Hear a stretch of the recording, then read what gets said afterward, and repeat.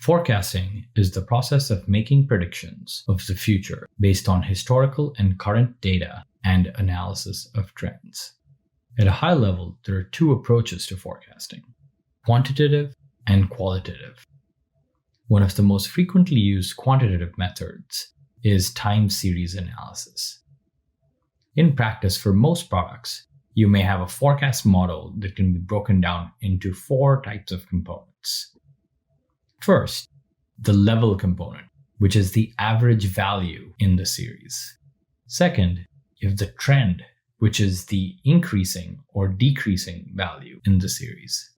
Third is the seasonal component, which shows a variation in the time series that represents intra-year fluctuations that are more or less repeatable year after year.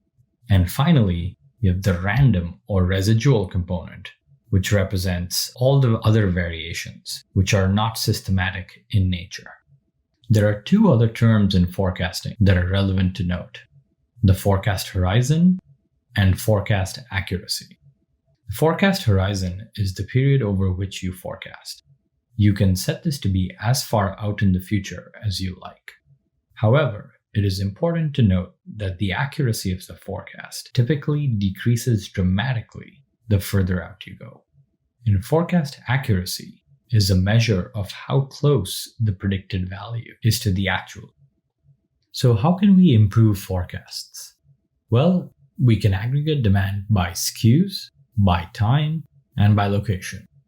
These types of aggregation help reduce the coefficient of variation and effectively help improve your forecast. Another option is to forecast with a shorter time horizon. You should revise your forecast periodically, or you can use ranges when you're forecasting out over a long horizon. So how do we assess the quality of a forecast? Primarily look at 2 variables: accuracy and bias. Accuracy shows how close the forecast is to the actual observation, and bias is the persistent tendency to either over or under predict.